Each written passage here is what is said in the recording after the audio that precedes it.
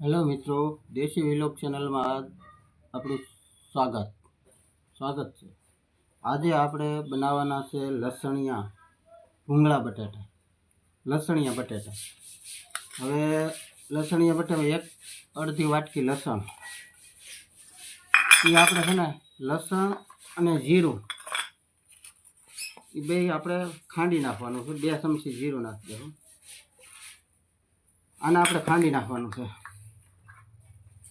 પછી 2 ટમેટાને અત્યારે લાઇટ નથી નકર એને મિક્સરમાં કાઢી નાખવાનું. આપણે ટમેટાને હાવ પ્યુરી બનાવી નાખવાની છે ખમણીની અંદર.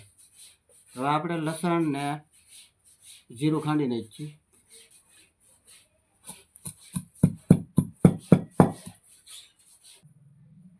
હવે મિત્રો જો હાથ કચરું ખંડાઈ ગયું છે. હવે આને આપણે એક વાટકીમાં કાઢી લઈએ ચમચ શેકરી.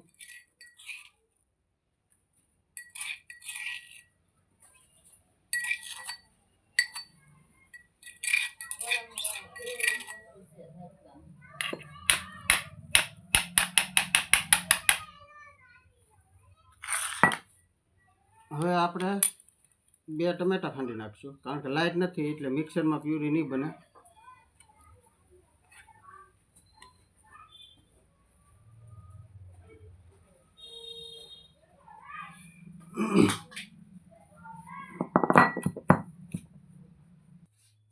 હવે આપણે ટમેટાની પ્યુરી બની ગઈ છે.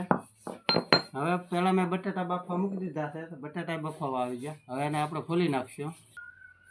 હવે મિત્રો આપણા બટાટા બફાઈ ગયા છે, તો હવે એને આપણે ફોલી નાખીએ. પછી બટાટા ફોલાઈ જાય ને એટલે એનો ચટણી તૈયાર કરવાની છે આપણે લસણની. એ હું તમને આગળ બતાવી શકું. આખો વિડીયો પહેલાંથી છેલ્લે સુધી જોજો એટલે ખબર પડે કઈ રીતે બનાવવા.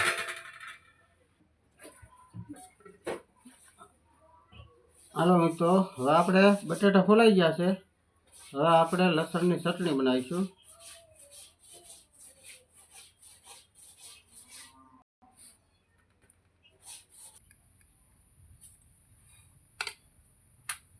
હાલો મિત્રો, હવે આપણે બનાવીશું. હવે ચટણી વઘારશું લસણની અને પકવવાની છે.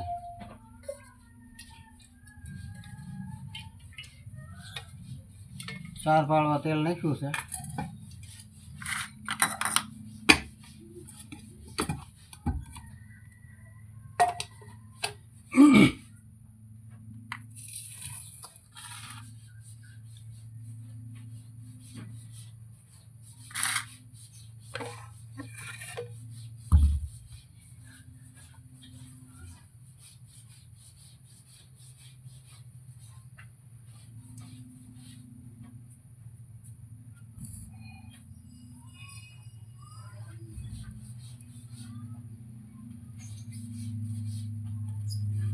હવે આમાં નાખી દેવું. કોઈ તેલ નથી આવ્યું.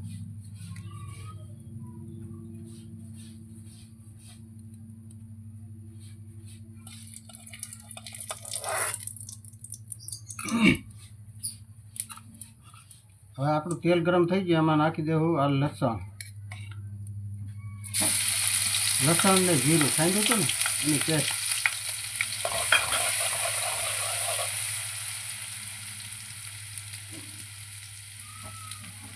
ગેસની ફ્લેમ થોડી ધીમી કરી દેવાની નકર બળી જાય.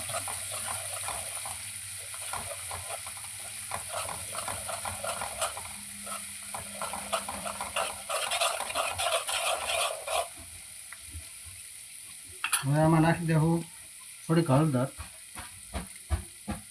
ધાણા જીરું છે ને 2-3 ચમચી વધારે નાખવાનું એટલે ચટણી બહુ મસ્ત લાગે. આ નાખશું હિંગ.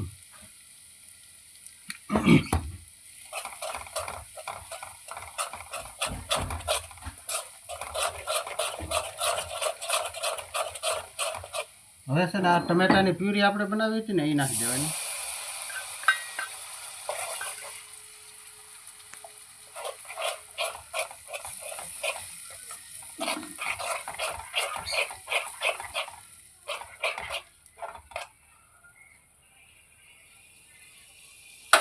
હવે આમાં નાખશું આપણે સ્વાદ પ્રમાણે મીઠું.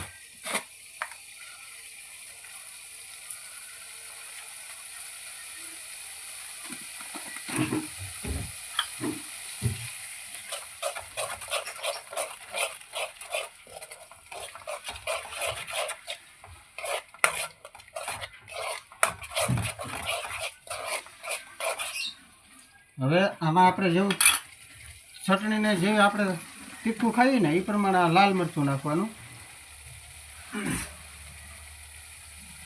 થોડુંક તીખું હોય તો બટાટાને મજા આવે. અને ચટણી આમાં તમે રોટલી આરે કે એને ખાઈએ તો આપણે 2 ચમચી મરચું નાખીએ છીએ.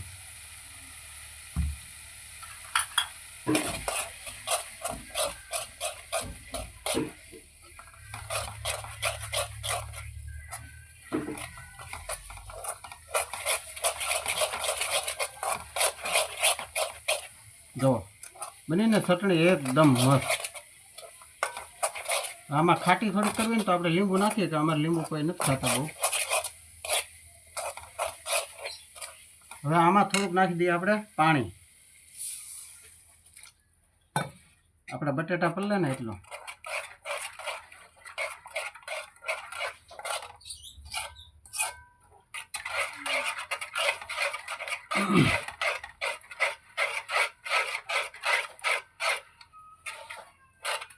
હા, ને આપણે 5 મિનિટ પકવવાની છે.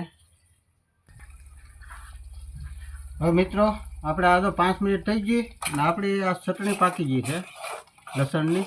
જો બનીને એકદમ લાલ. હવે એમાં આપણે નાખી દેવું આ બટાટા.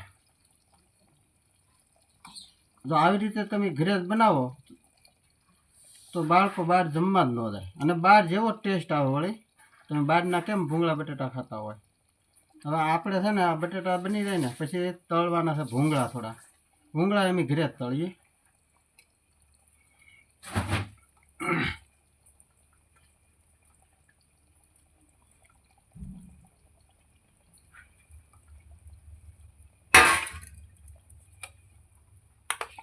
જો આને આ રસાવાળા બટાટા કહેવાય. આમાં તમે બટાટું ભૂંગળા બટાટા ખાતા હોય તો બટાટું ભાંગો ને એટલે તમને એનો સ્વાદ એ બહુ મસ્ત આવે.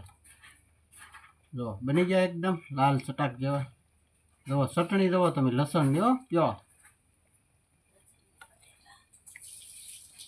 હવે આને તમે લસણિયા બટાટા પણ કહી શકો. હવે આમાં નાખી દેવું આપણે લીલા ધાણા.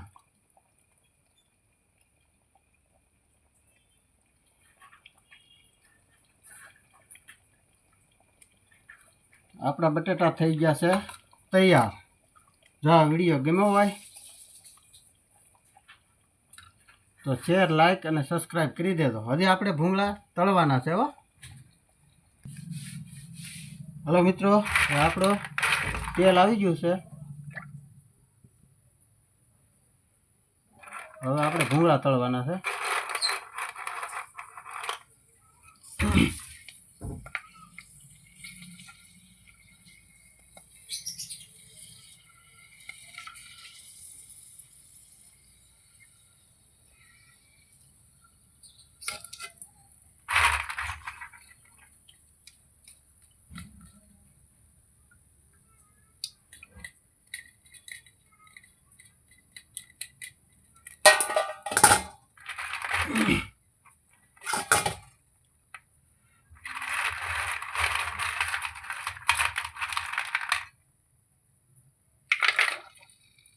આવી રીતે બટાટા પણ ઘરે બનાવો, ભૂંગળા પણ ઘરે.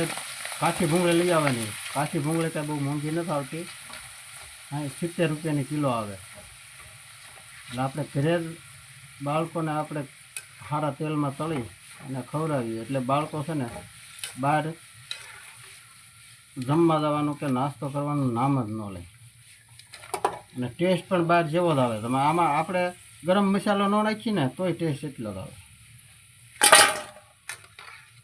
જો બની ગયા ને મસ્ત એકદમ. એટલે આવી રીતે બાળકોને ઘરે જ બનાવો એટલે બાળકો બીમાર પણ ઓછા પડે.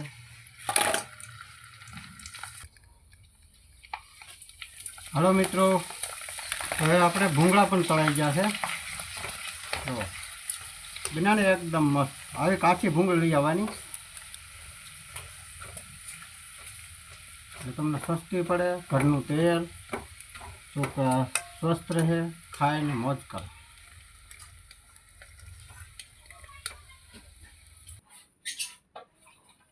હલો મિત્રો, આપણા ભૂંગળા બટાટા થઈ ગયા છે તૈયાર. જોયું? જો એટલે આવી રીતે ભૂંગળા અને બટેટા ઘરે બનાવતા રહો અને છોકરાને જે સ્વાદિષ્ટ વસ્તુ હોય એ બનાવતા રહો અને સ્વસ્થ રહો. જો આ વિડીયો ગમ્યો હોય તો ચેનલને લાઈક સબસ્ક્રાઈબ કરી દેજો.